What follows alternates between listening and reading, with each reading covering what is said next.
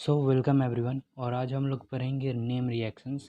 जितने भी halo alkane hello arenes में हैं वो सारे पढ़ेंगे। So let's start. तो सबसे पहला जो नेम रिएक्शन है वो है फेंगलस्टाइन रिएक्शन। इस रिएक्शन में क्या होता है कि जो एल्काइल हैलाइड है वो सोडियम आयोडाइड से रिएक्ट करता है इन द प्रेजेंस ऑफ एसीटोन और बनाता है एल्काइल आयोडाइड। और जो अदर प्रोडक्ट होता है वो होता है NaX, that is sodium halide, जो कि प्रेसिपिटेट बन जाता है। तो यहाँ पर जो RX है, इसमें जो X है हैलोजन, वो या तो Cl हो सकता है या Br हो सकता है। तो इस रिएक्शन को कहते हैं फिंकलस्टाइन रिएक्शन, जिसमें एल्काइल हैलाइड सोडियम आयोडाइड से रिएक्ट करता है एसीटोन के प्रेजेंस में और बनाता है एल्काइल आयोडाइड। तो नेक्स्ट रिएक्शन है स्वार्ट्स रिएक्शन। स्वार्ट्स रिएक्शन में क्या होता है कि एल्काइल हैलाइड सिल्वर फ्लोराइड से रिएक्ट करता है और बनाता है एल्काइल फ्लोराइड। इस और AgX जो सिल्वर हैलाइड होता है वो प्रेसिपिटेट बन जाता है। तो इस रिएक्शन को कहते हैं स्वार्ट्स रिएक्शन, जिसमें एल्काइल हैलाइड सिल्वर फ्लोराइड से रिएक्ट करके एल्काइल फ्लोराइड बनाता है। तो ये स्वार्ट्स रिएक्शन कहलाता है। अब है एक साइनाइड फॉर्मेशन रिएक्शन।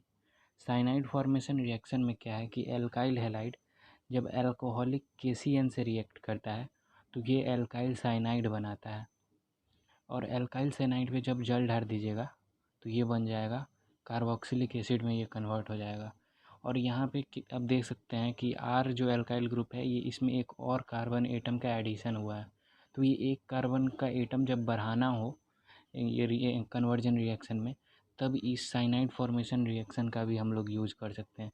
अब जो कार्बोक्सिलिक एसिड बना, अब इसको आप कन्वर्ट कर सकते हैं जिसमें भी कन्वर्ट करना है अदर रिएक्शंस यूज़ करके। तो ये साइनाइड फॉर्मेशन रिएक्शन कहलाता है, जिसमें एल्काइल हैलाइड एल्कोहलिक KCN से रिएक्ट करता है और बनाता है एल्काइल साइनाइड।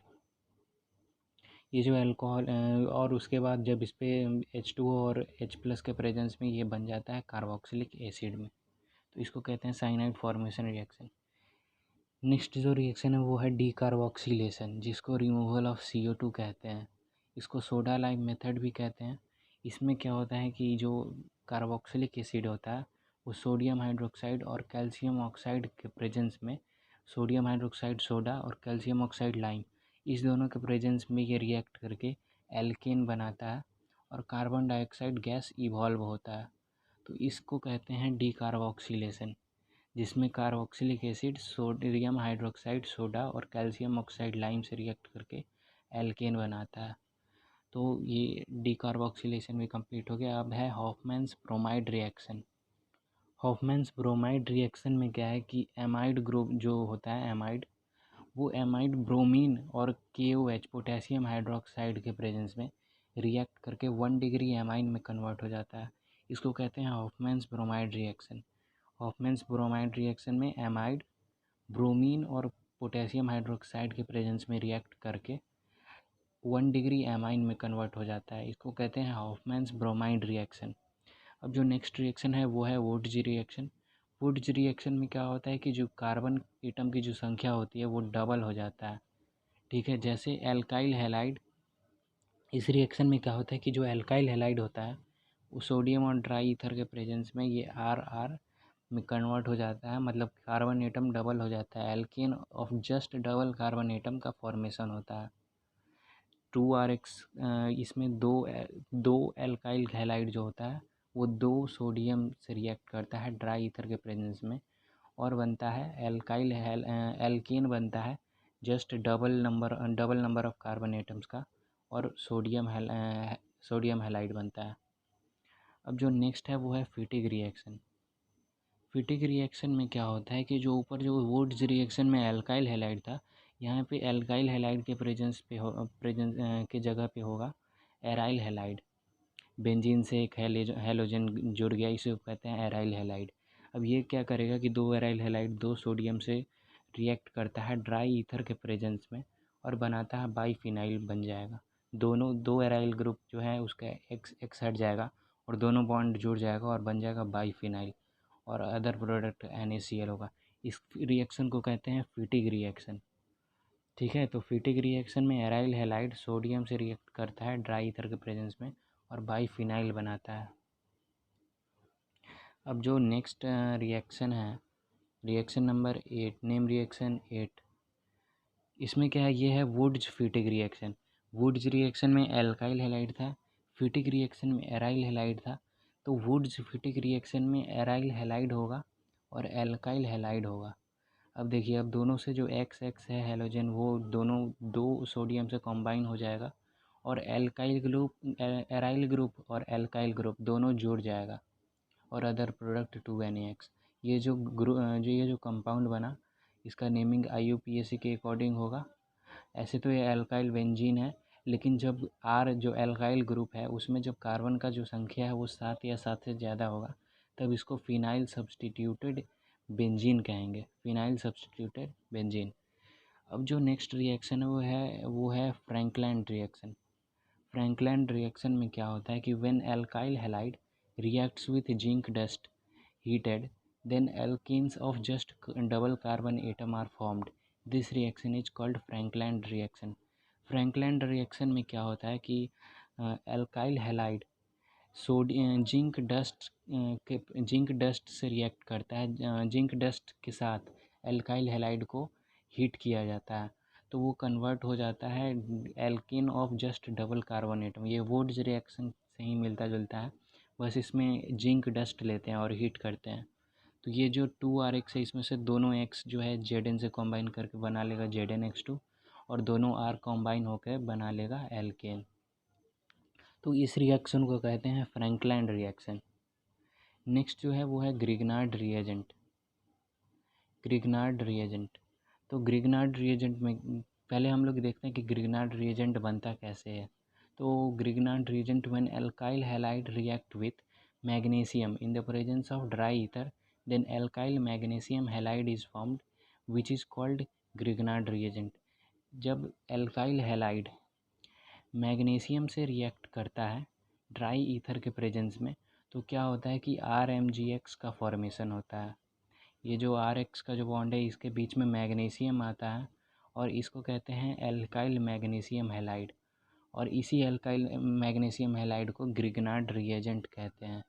यही है ग्रिग्नार्ड रिएजेंट, जो एल्काइल हैलाइड मैग्नीशियम और ड्राई ईथर के प्रेजेंस में रिएक्ट करके बनता है RMgX, एक्स हैलोजन है। ठीक है, तो अब ये जो RMgX जो ग्रिग्नार्ड रिएजेंट बना, ये क्या होगा कि मॉइस्चर के प्रेजेंस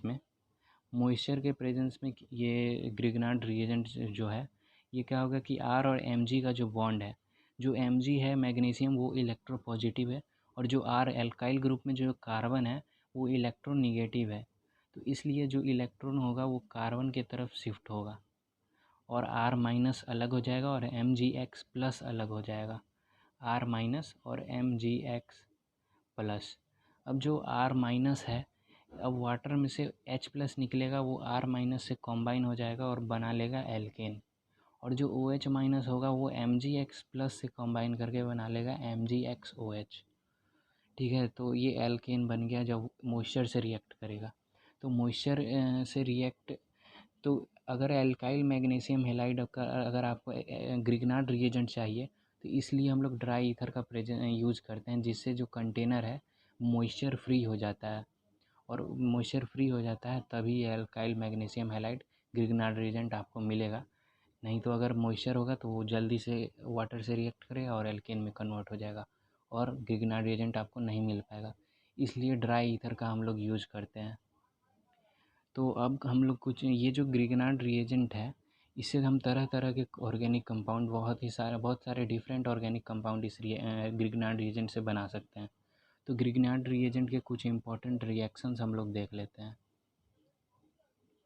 तो सबसे पहला जो रिएक्शन है वो है reaction with H plus giving substances, जो H प्लस दे, जैसे जैसे एसिड्स हो गए, एल्काइंस हो गए, एल्कोहल्स हो गए, कार्बोक्सिलिक एसिड हो गए, ये सब H प्लस देता है। तो जैसे ये क्या करता है कि H प्लस RMgX क्या है कि H प्लस से R माइनस और MgX प्लस में टूट जाता है, R माइनस H प्लस से कंबाइन करके RH बना लेता है। तो जैसे HCl है, HCl से ग्रिग्नार्ड रिएजेंट रिएक्ट करता है, एल्केन बना लेता है और MgXCl अदर प्रोडक्ट। वैसे ही RMgX HBr से रिएक्ट करेगा, RH एल्केन बना लेगा और MgX Br अदर प्रोडक्ट।